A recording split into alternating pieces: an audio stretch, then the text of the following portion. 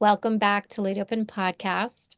My online course, Pathways to Peace, Mindful Practices for Transformative and Vibrant Living is open for ongoing enrollment, which means you can start it at any time and do it at your own pace, whenever works for your schedule.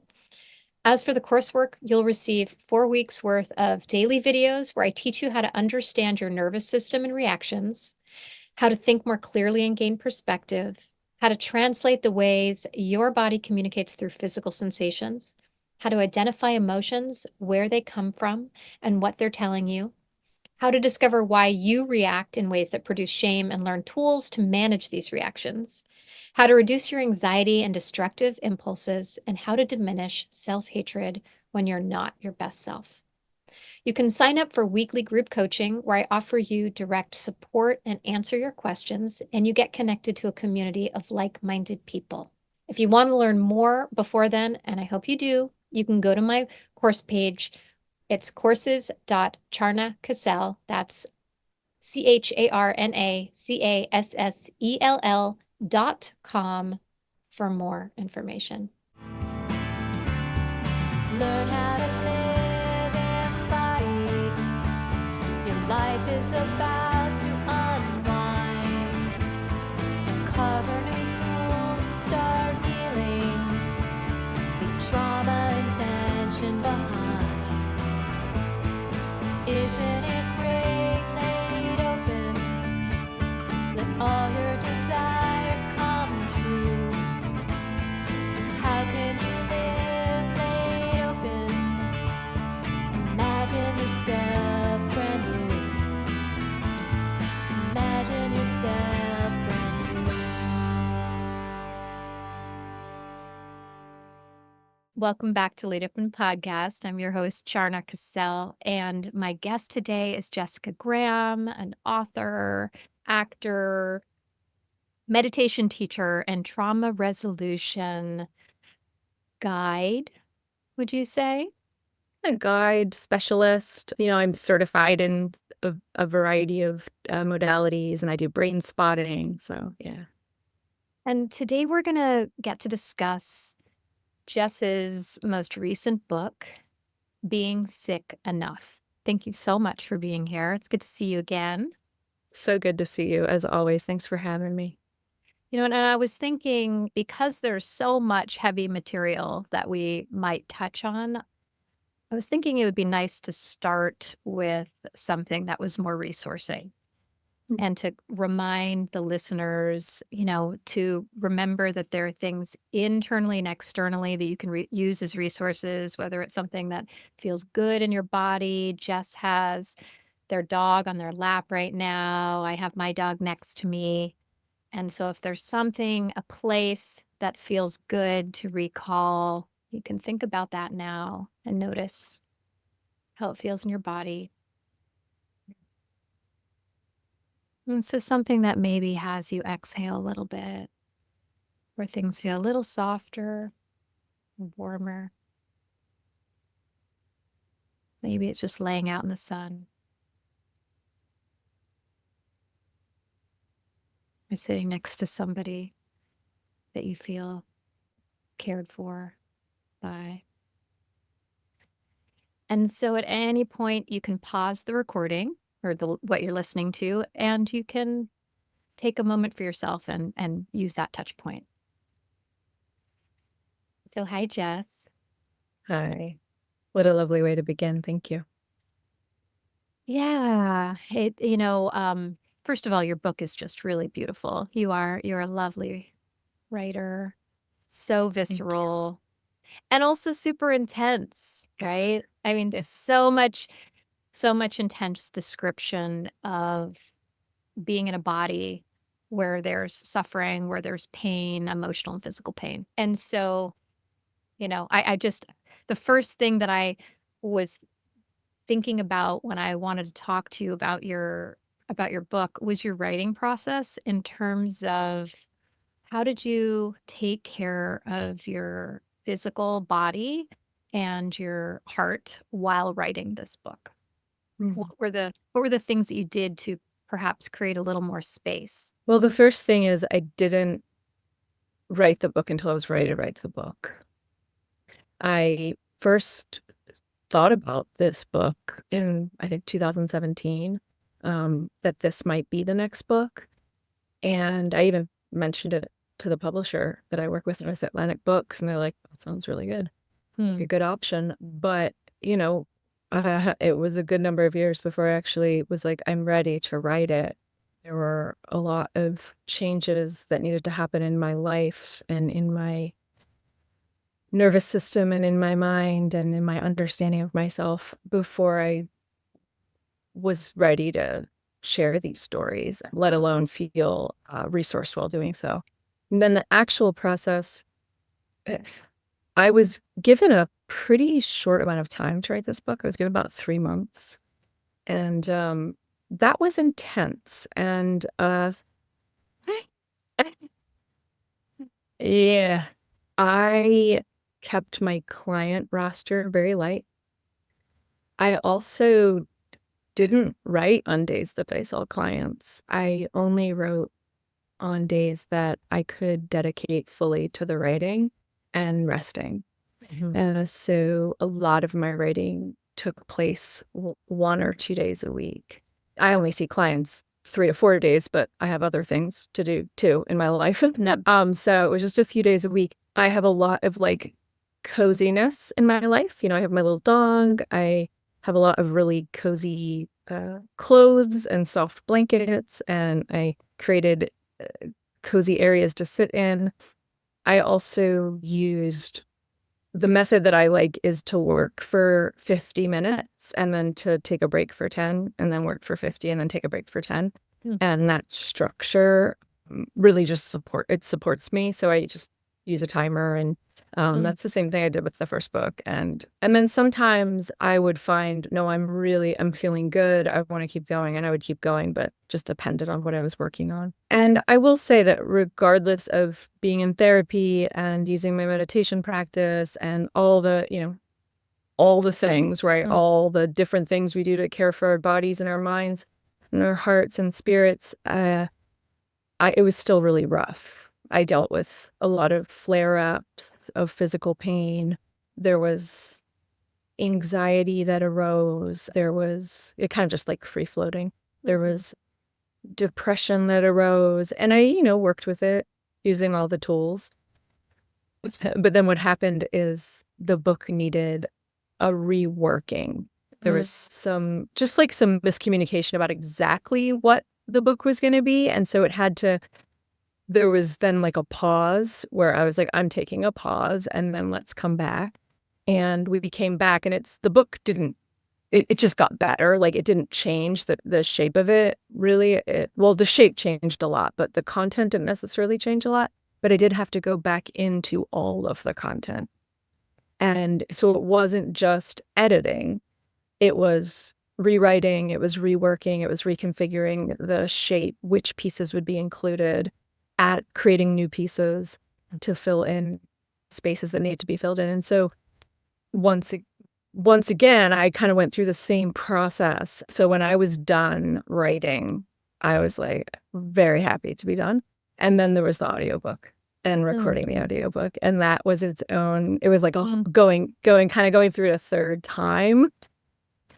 And luckily, that was a 1-week process. So it was like, I took everything else off of my schedule for like a week and a half and did that, and basically processed each essay or poem afterwards, just cried and did the things I needed to do, and then went and read the rest. So I won't say that it was easy. I won't say I did it perfectly, but I think I did it as well as I could at the place that I am in my journey. Yeah. Wow. Well, what's interesting is the writing for 50, take a 10-minute break, writing, and then the same thing that you just described. You're like, read the essay, allow myself to cry and be with it.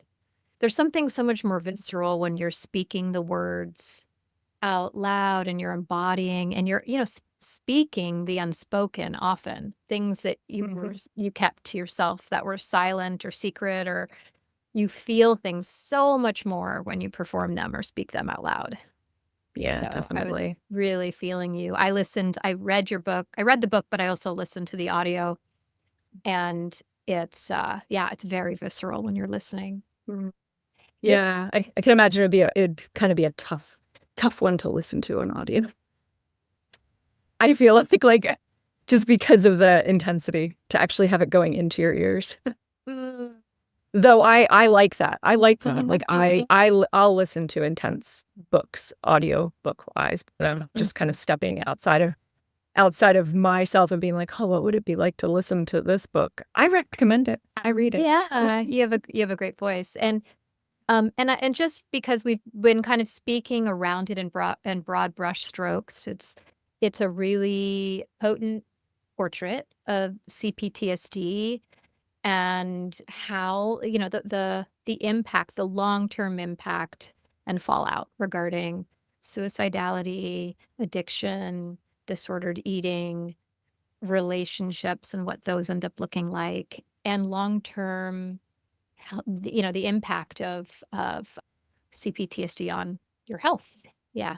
And anything else you would add? No, that's it. I mean, you got it. Yeah. I think there's the neurodivergent piece. There are a couple essays about that, and it's sprinkled in, which,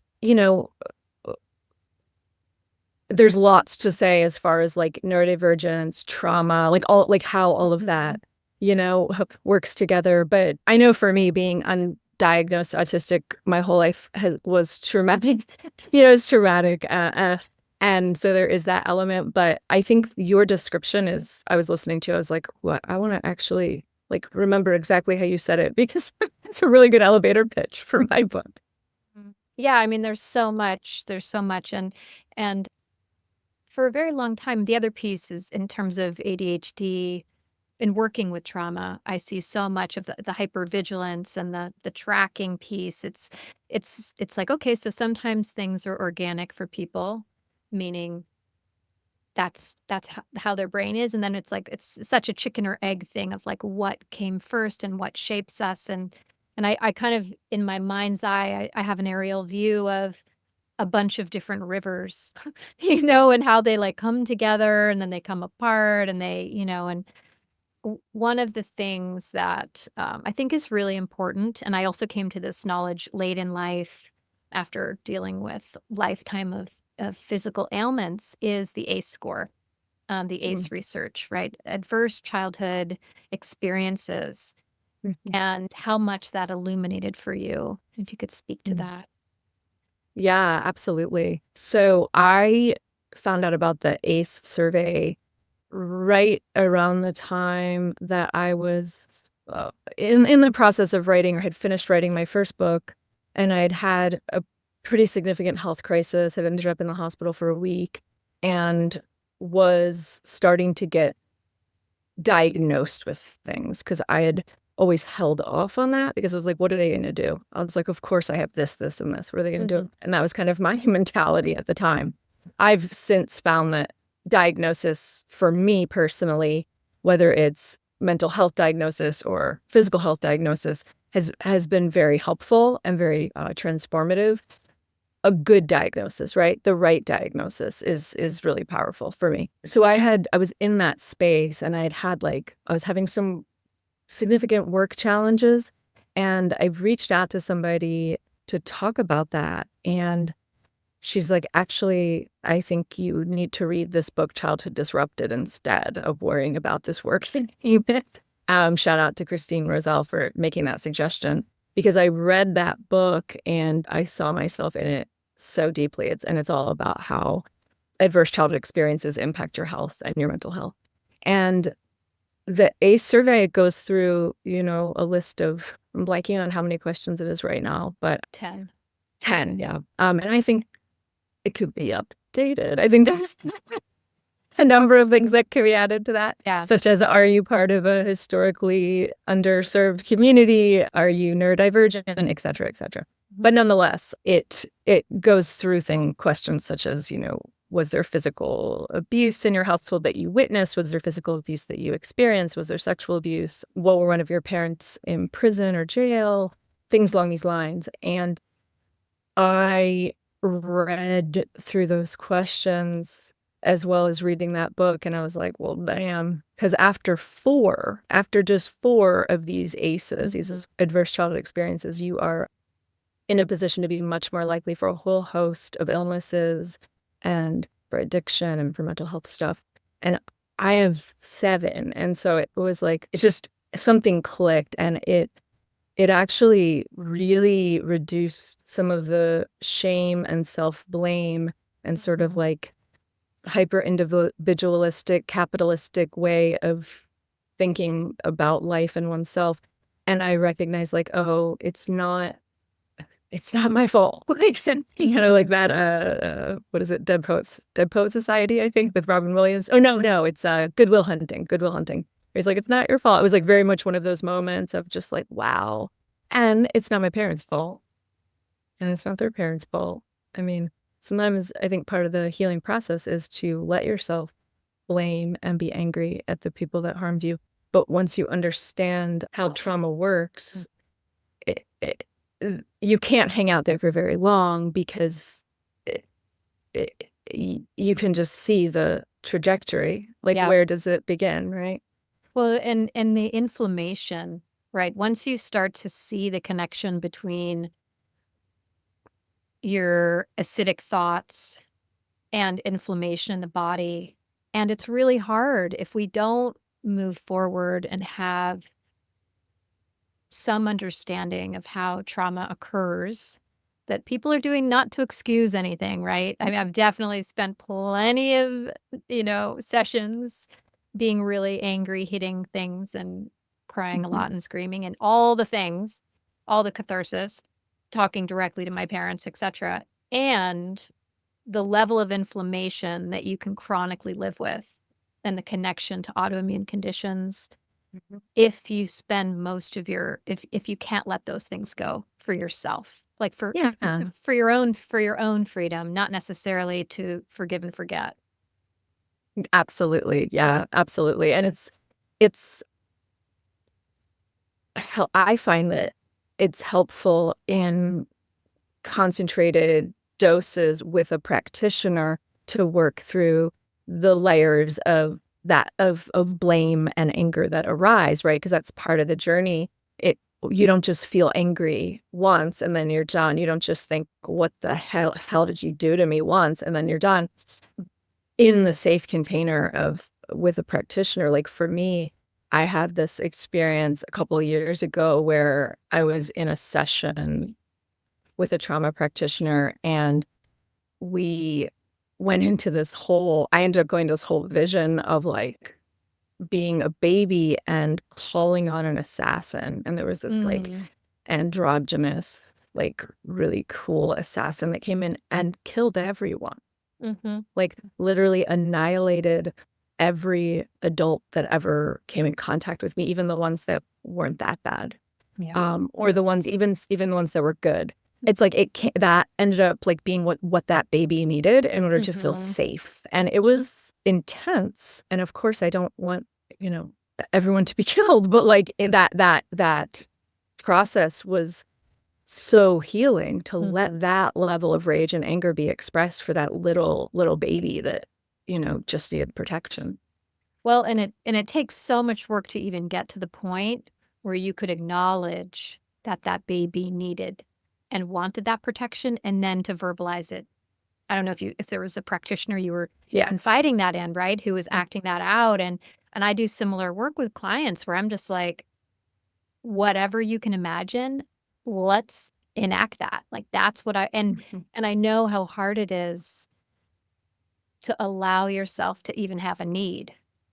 Right? Because then you have to get through that initial denial of like, and dissociation from the need in order to even speak it into a space for yourself, as well as be vulnerable and name it in front of somebody else. Yeah.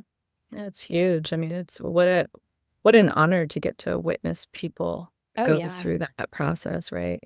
And I know this of you and of me, like we're people who continue our work, and it's so cool because when like going through that like assassin experience, I can tell someone now, I can be like, when they're scared to be like angry, I'd be like, well, this is one of the, or they feel ashamed that they're having these kinds of thoughts. I'm like, well, I had this, and then it gives them permission to go into those places. So, it's why it's so important for us practitioners to continue to peel the onion, so to speak. Yeah, it's an interesting thing. I think we do have a similar, there was a lot in your book that I resonated with, a lot of parts of it.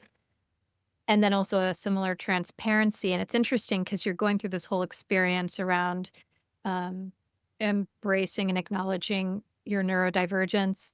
And there's an unmasking process you're going through.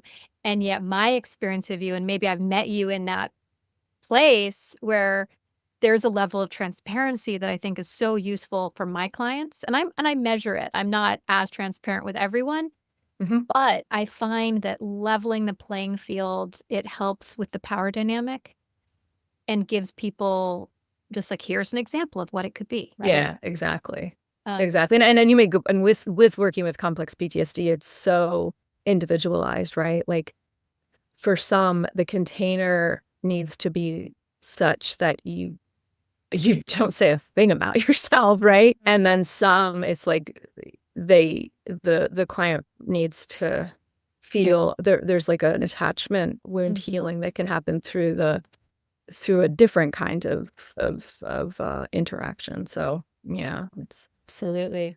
But I'm curious about that, about the transparency and where, because I've met you, it's been a couple years now. And even in this moment with me, do you feel like you have to have a professional kind of performance face on and like kind of get through it? Or I love that question. No, I was just noticing like that I'm like tired. I'm in a flare up. My city's on fire. Like there's all this stuff going on. And I also feel like really calm and grounded right now. And so this is how I'm showing up in this moment. I did a podcast interview yesterday where I was, I think, in a very different energetic space. And so just giving myself permission to be in whatever space I'm in is part of the process. Also, I know you to some degree. Like I there's like a kindred thing. And so like I feel like very settled in with you. But yes, I would say this unmasking process is really a trip. It's wild. When you met me, I had already been diagnosed with ADHD. And the way that the autism diagnosis came about was that I've done so many years of trauma work, and there were certain things that weren't shifting at intersections of health and mental health. And I was like, I just got curious and ended up, doing this. One thing led to another, and I ended up in this 6-week assessment. And getting the diagnosis was like allowed me to put down this effort that I didn't even necessarily know was there, because it was like, oh, there's just certain things that are just going to be different for me, and it's about accommodations, not about fixing it. And that was huge. But yeah, like I've performed my whole life in one way or another in basically, every aspect of life. well, it makes me think of the parentified child, being if people don't know, when a kid is surrogated, they're used as the emotional support. Doesn't have to necessarily be like it's a different form of incest in a way. Oh yeah, emotional incest. And there's an energetic need that can live in the body the same way that sexual trauma does. And Absolutely. so it has me think about the performance of having to perform that role for your father. Yeah. And if you want to Yeah. about it. Yeah, I mean, my dad's it's an interesting one, because he was my closest and most intimate relationship, and someone I felt most at home with and most myself with. And also, he was someone that I had to step into a lot of inappropriate roles with from a pretty early age. A lot of caretaking and a lot of at 14, I was officially evidently old enough to be his drinking buddy. So that's when I started drinking with him, and he wasn't doing drugs, but I would do drugs around him. We were buddies, you know? I mean, it was not a father-daughter relationship in that way. And there's actually I should find this. I have all my journals packed in my car right now because I like left LA and didn't know if my place is still there. So that's cool. But I should find that journal because there's a few pages that jump out of all this sort of poetic code I was using at the time because I didn't want to speak evidently directly to what was happening. But there's these few pages that jump out, and there's actually tears on the pages, like tear stain. And I believe I was quite drunk when I wrote this, but I'm just really clearly stating I can never be more important than alcohol to my dad. He'll never be able to love me as much as he loves alcohol. And so I need to be like him. And I need to drink like him. And I need to also be an alcoholic so that I can get at least some kind of connection. Yeah, exactly. Yeah. I mean, that was definitely becoming a teenage alcoholic. It definitely had something to do with wanting to be able to perform in a certain way so that I could have the love. You know, the cool thing is, though, when I did get sober at 27, he was really, really supportive of it and really celebratory of it. Which was a beautiful part in your book, you know, because so often parents, without realizing they're doing it, they don't want you to grow beyond them because they're afraid that connection will be lost, and you don't want to grow beyond them because you're afraid that connection will be lost. You know, so we kind of stop unless sometimes there has to be a disconnect and a separation from family in order to keep healing. And I cheered for your dad in that moment. I was like, okay, buddy. There was a lot, you know, even though there was a lot of graphic description of mom and dad, I also could really feel how much, I mean, I know how much work you've done, and there was a lot of compassion, you know, in the way that you wrote about them. Thank you. Appreciate that. You know, it doesn't mean you don't. And again, I keep thinking about your experience because I've lived this as well, and reading and doing monologue, like autobiographical monologue, how much more piercing it is when you hear yourself say things because you have to accept a level of truth to them. And this idea that you were writing in code, because not only it was like you couldn't for yourself kind of write the truth out, but also in case other people were to read it. But then how much rawer and realer it became when you are writing it much more directly for our consumption. Yeah, You know, definitely. Yeah, it's really interesting because if you go to my journals, you can see like the moment it changed. It was like age 14 for me that year. A lot of stuff happened, like a lot happened.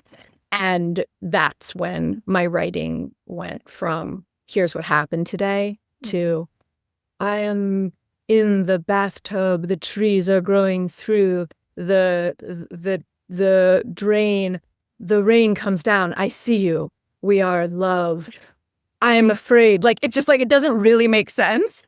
Well, that disjointed trauma brain, right? I mean, that's the thing. It's like, okay, so what's ADHD? What's trauma? What's fragmentation? What's not being able to process that emotion because it was so overwhelming? Like it all kind of.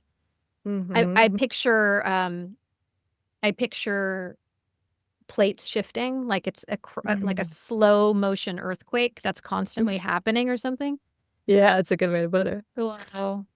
I actually wanted to comment on something that you said about family and taking, distance from family, because I don't think I've shared this yet since writing the book. And it's that one of the ways that writing this book was possible, one of the reasons it was possible is because I got out of an abusive relationship, which I had to get out of before I could actually heal enough to write this book. But also that led to me going basically no contact with my mother for a few years.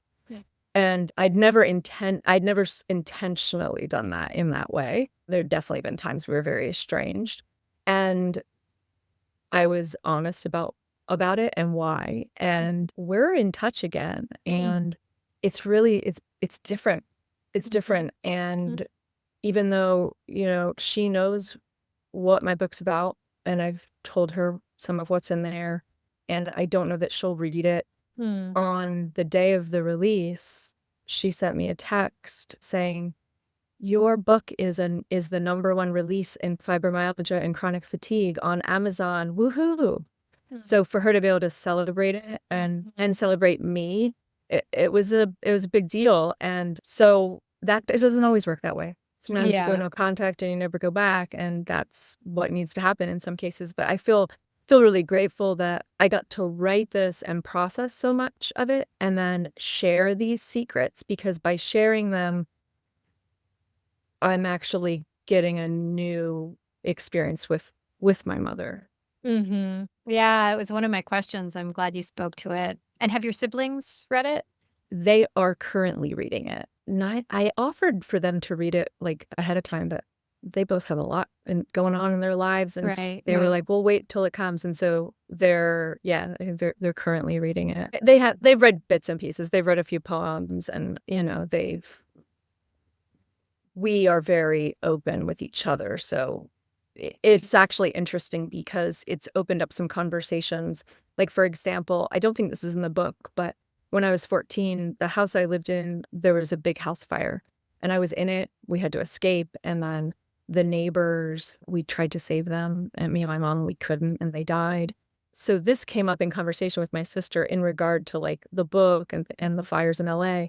And we realized we'd never really talked about our experiences of it and what we Mm. each remembered. And so I think also what this book offers for me and my sisters is like, and my brother possibly as well, is to have some conversations that are just, it's not that we didn't have them on purpose. It's just Right. like, yeah, we all lived through that. Like, okay, like, so Mm. it'll give us an opportunity to process together a little bit and share the different ways in which our childhood impacted us at that time versus where we are now. Right. Well, and again, having that space and distance to be able to kind of sew the squares together to kind of create a cohesive image of what it was. And it's like, oh, but of course you're different people having different experiences and different ages, developmentally, all the things that are gonna impact how you see something. But it's like that one of the things I think that's tricky with memoir that you come to terms with or make peace with is like, this was my emotional truth. Mom Yep. might argue with something, sister might argue with something, and then this was your emotional truth. Yeah, exactly. And memory is memory. It's like Mhm. this is written as remembered, right? Like it's Mhm. doesn't necessarily mean that every bit of it is perfectly accurate, because these things happened 4 decades ago, some of them, Yeah, what I mean? So it's yeah. like, yeah. So one of the things that I really liked about when, you talked about the ACE, survey and all the things that contribute to autoimmune and ailments, but also what your resources were. I really loved the naming of all the different moments and people. And I think it's so important, even when we have a sea of trauma, to acknowledge and name the good. Yeah. Because those Yeah. are those tiny little seeds of resource that can grow into bushes, trees. Yeah. Yeah. The positive childhood experiences. We have the Mm. ACEs, and then we have the PCEs. And yeah, it's how I've come to understand why I'm still here. Mhm. It's like, because if it wasn't for those, I don't know how I would be. Like, I don't, and there are people, or I wouldn't be here in this form. I certainly wouldn't be like sitting here having this conversation with you. Having written a book, I mean, and teachers, I just really need to shout out the teachers because those were my saviors, you Mhm. know? Yeah. And for me, it's like I was only in school 2.5 years. So I was in this Mm. private school from half of fourth grade, fifth and sixth grade, which I think that school, the school in Rose Valley, has everything to do with my thriving today. And then I went to like 3 months of public school. And so it's like, I'm like, just that small amount of time made such a big difference, because I was really being seen, heard, celebrated, cared about, there was curiosity in a way that I really needed. So, yeah. Well, and it speaks to your just what you came into this world with. Resilience is such a tricky word and such a tricky concept, you know. Um, but the fact that your system was open to receiving and remembering those moments and those resources, right? It's really, I'm grateful for that. Yeah. Yeah. And, in going through these stories, I did actually connect more than I ever had before with the positive childhood experiences with my parents as well. I knew there were good things, and I could name them, but like it was really different to like sit and really be with all of this in that way and to recognize there's so many, I mean, as simple as like, if you follow me on social media, you already know this about me, so it doesn't matter. But like, I'm very much for Palestinian liberation, and I have been since I was a teenager in the 90s. That comes from my father, Mm. right? Like he taught me that history, and he taught me to look at that and think about it and consider how I felt, like what I believed. Same thing with systemic racism. Like I learned about that as a little kid, Mm-hmm. like which is a big deal actually for a white person. And so like those things like have really shaped the kind of person I am. Not to mention just like the art and the creativity and the music and the film. Like I was watching amazing films as a little kid, and some of them may be inappropriate, but yeah, music. Like, it's just like that, the art and the creativity that both of my parents infused into my life, like it has everything to do with the kind of person that I am. Mm-hmm.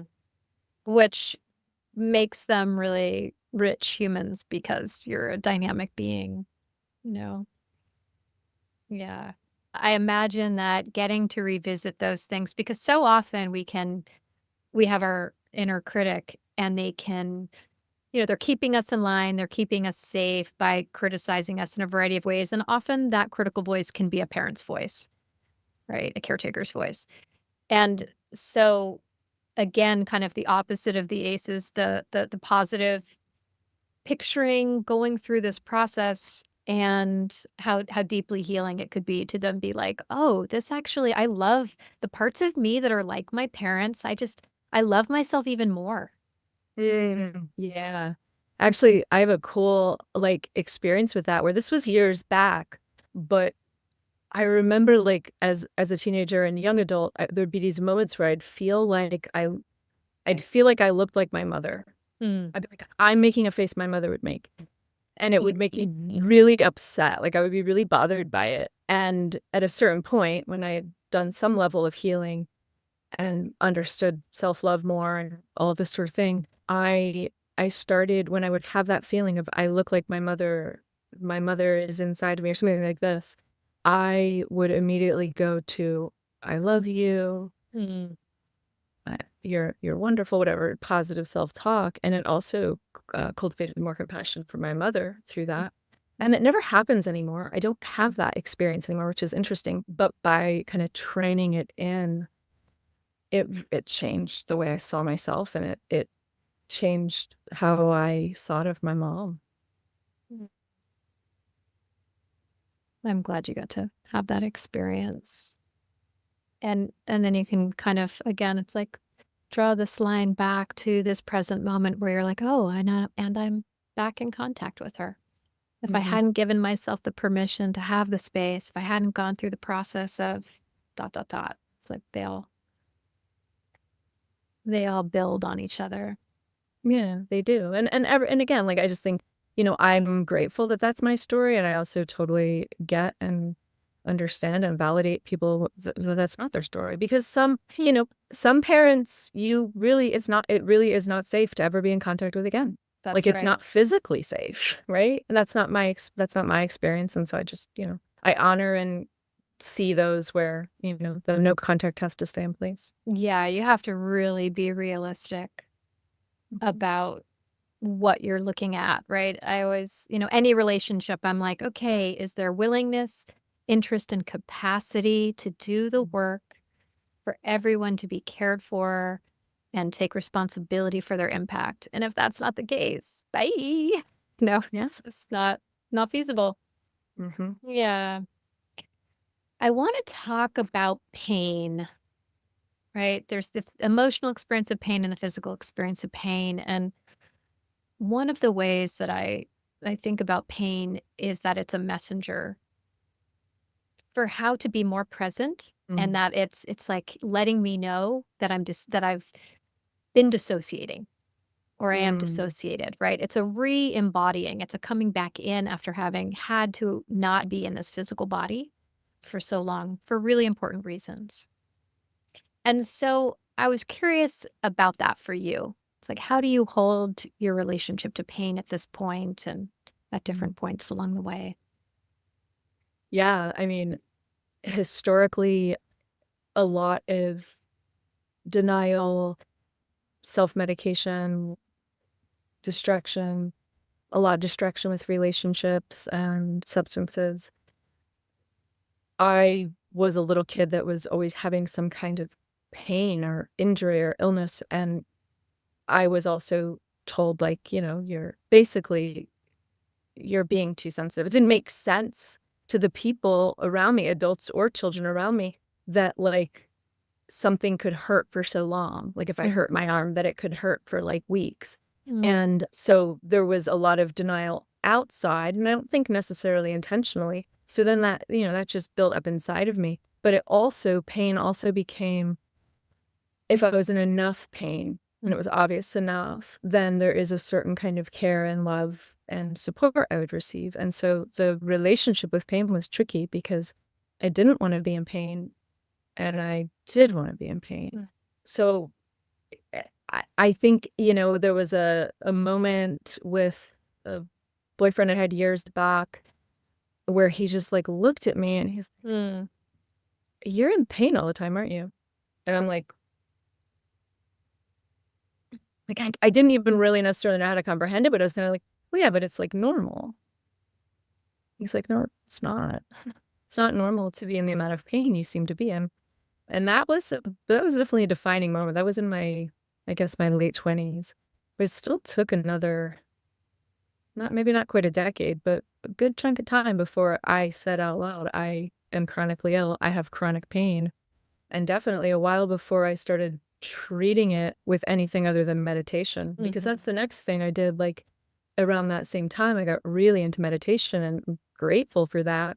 It completely changed my relationship to pain in ways that I'm very grateful for, but also it helped me get a real a real tricky way to bypass pain too, because I could quantize it to the point where something really painful could be pleasurable, where I just, like, could deconstruct it to just, like, waves of phenomena and connecting with everything. Like, it's, like, lovely, great, awesome, but in some of those cases, it was a real bypass and a training and re-solidification of this, like, denial, self-denial. It's sort of, I guess, my asceticism. I can never say that word. I know.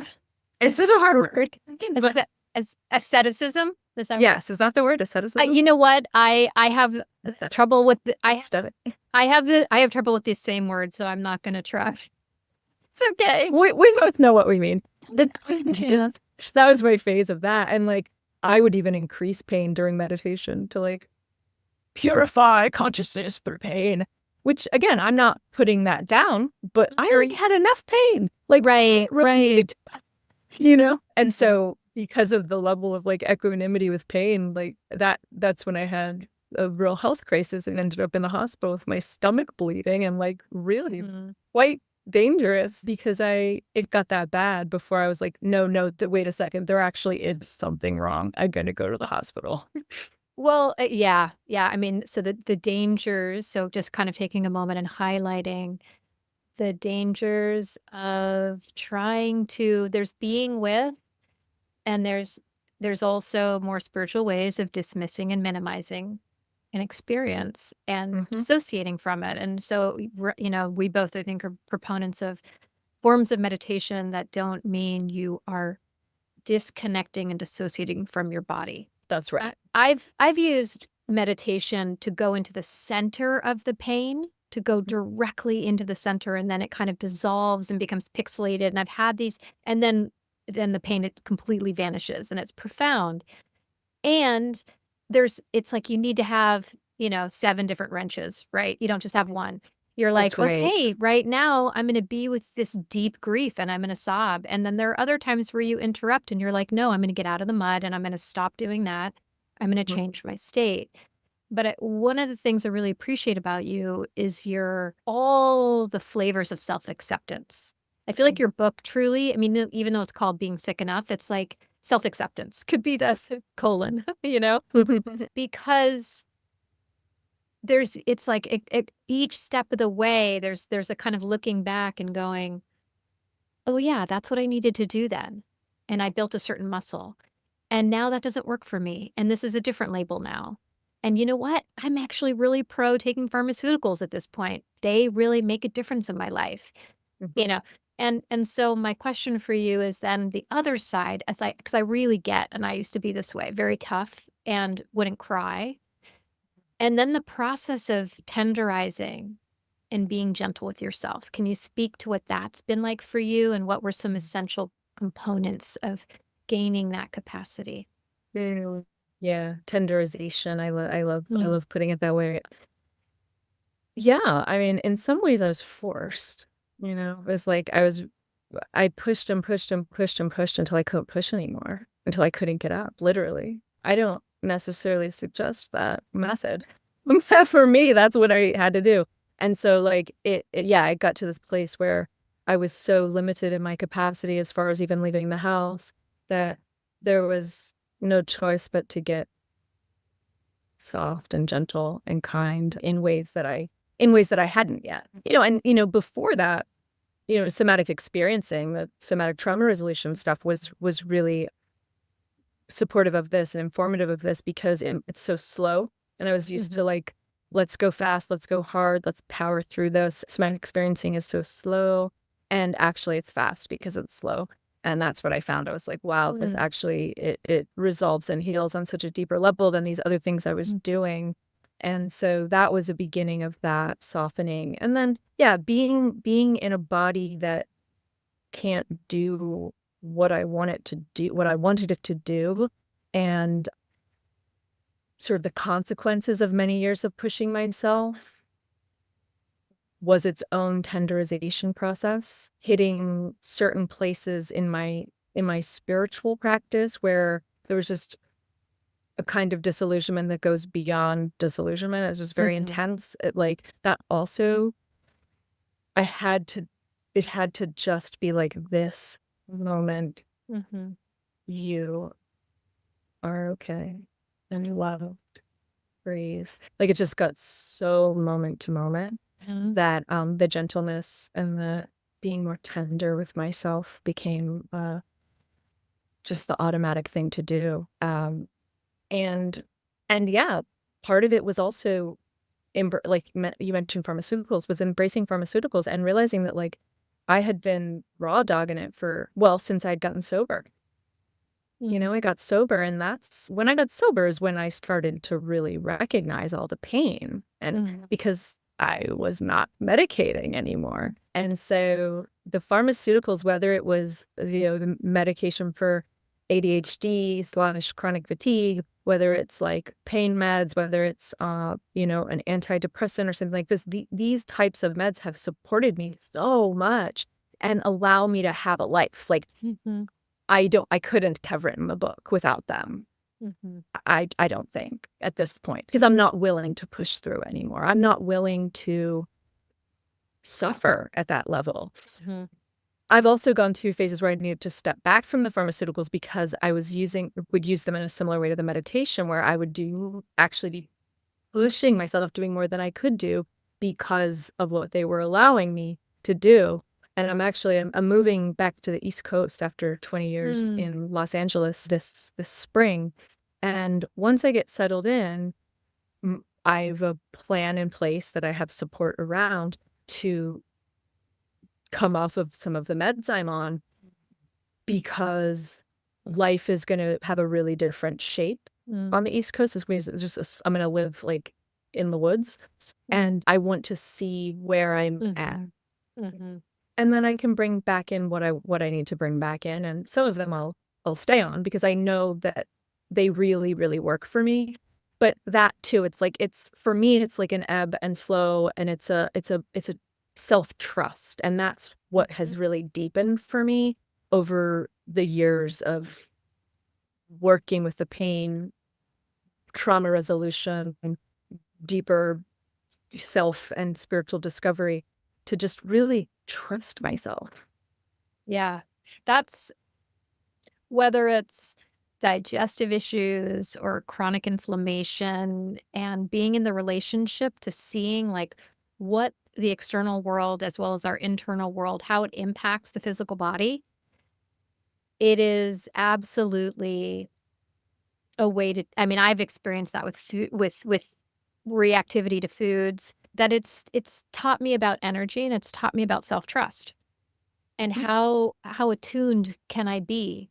Can I listen to the thoughts that arise around certain foods, as well as listen to how my body responds, and knowing what it needs and what's going to be the most nourishing thing for it, Mm-hmm. And people, not just Yeah, foods, but people, right? absolutely. Everything. And so, Everything, clients even.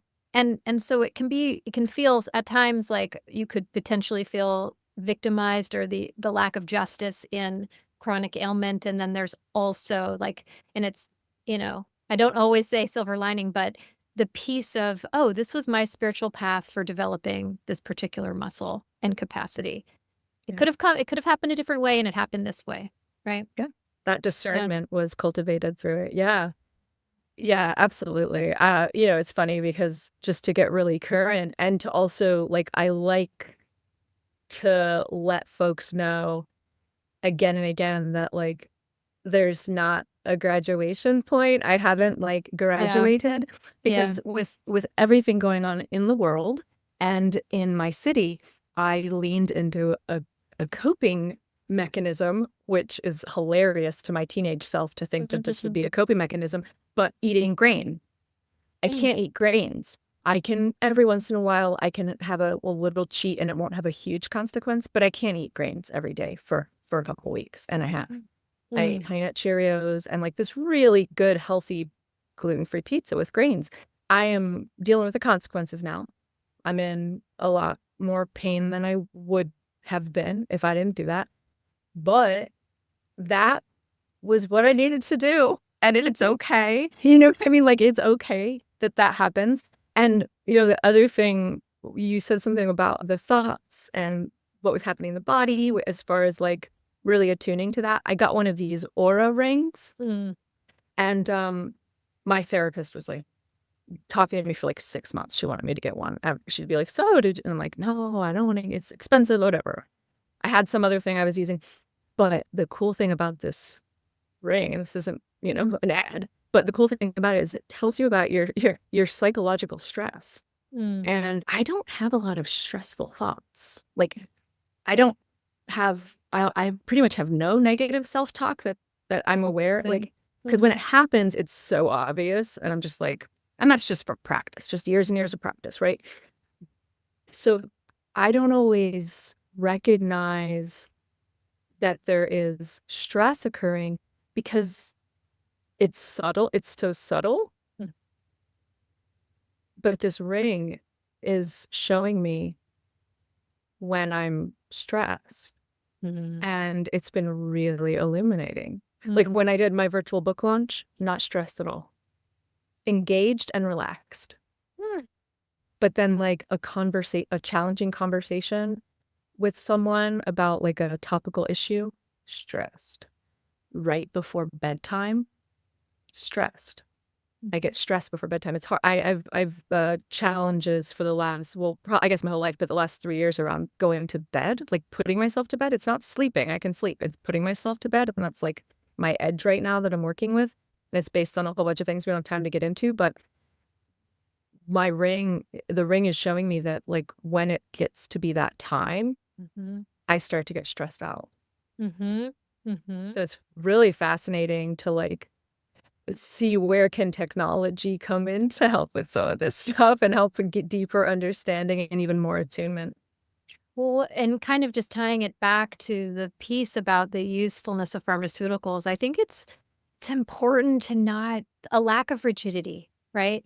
It's like, how can we be flexible with ourselves and accept the range of what works for us and for other people? And what really worked for us now is not necessarily going to work for us in 5 years.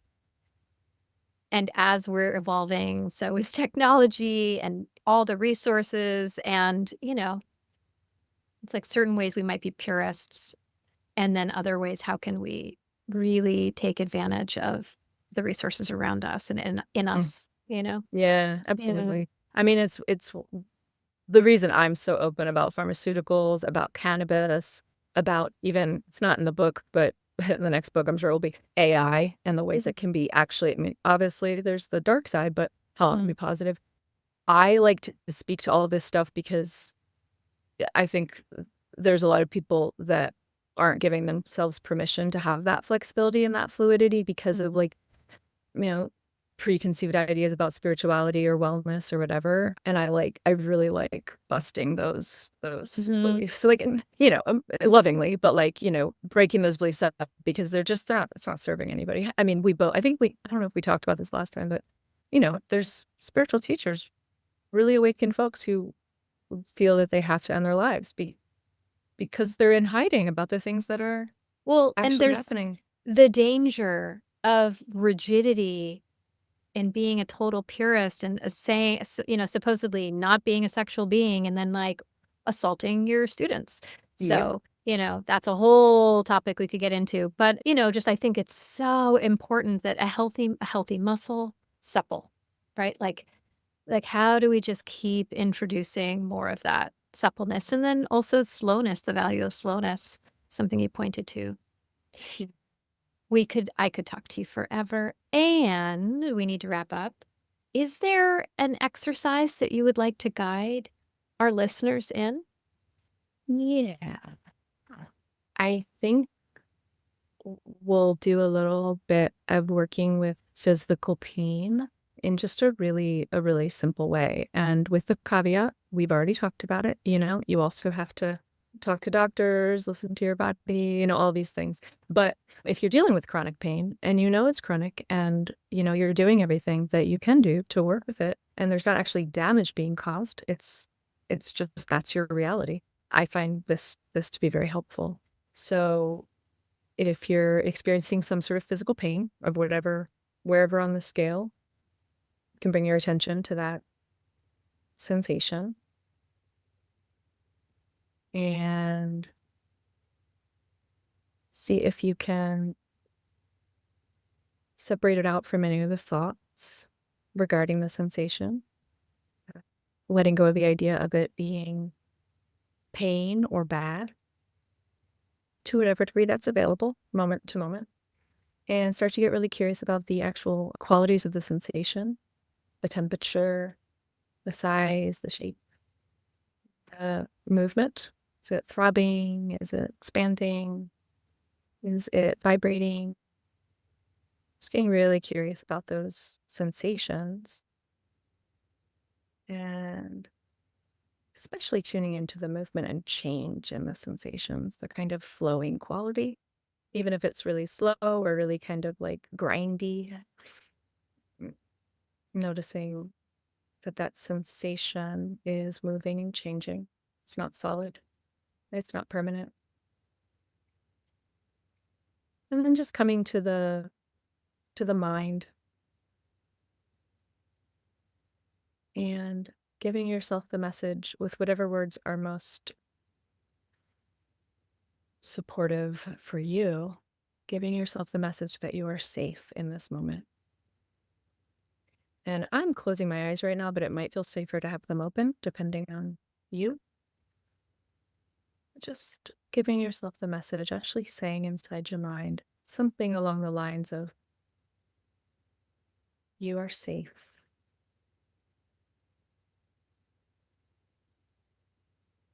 There's no danger. You are safe. And just going back and forth between the sensation and this new message interrupting the pain signal, the danger signal, rather. And actually do open your eyes and just look around and just do some orienting, just another resource practice, just noticing like, oh, actually, yeah, I am safe. There's no danger immediately surrounding me. I'm safe. All right. All right. And that is like, it's a combination of like, there's pain reprocessing therapy, inspiration in there, but also it's just mindfulness, and positive reappraisal. And, that it can be really, really powerful for chronic pain because it is about creating a new relationship to it. And that changes everything. Yeah. Mm-hmm. Mm-hmm. Yeah. And you can use the Yeah. same thing for anxiety or for fatigue or for, all of these things are a kind of danger signal. And so when we explore them in a different way, we bring in the sensation and the impermanence of it and the sort of lack of label of good or bad. Along with all the other things, along with all the other stuff that any person needs on any given day. Thank you. Thank you so much. And how can people find you? JessicaGraham.com. There are links there. And, I'm on the socials, Jessica Graham or Jessica Clark Graham, depending on where you're looking. But those links are on the site as well. And the book is available wherever books are sold. It came out just a couple days ago. And you can get it at your library. You can get it at your independent bookstore. You can get it in the other places too. Thank you so much, Jess. Thank Good to you. see you. Great to see you. Thanks for having me. Thank you for joining us. If you appreciated this episode, please like, rate, and review it and share it with your friends. And if you'd like to stay in touch, you can connect with me on Facebook and Instagram at LaidOPEN Podcast. That's LaidPodcast, all one word. And if you go to charnacassell.com, you can join my newsletter and get info on discounts and upcoming courses and free events that I'm doing. And at passionatelife.org, you can get more information about my private practice and my approach to healing. This has been LaidOPEN Podcast. I'm your host, Charna Cassell. We all have different capacities, but I believe in our capacity to grow and change together. Until next time.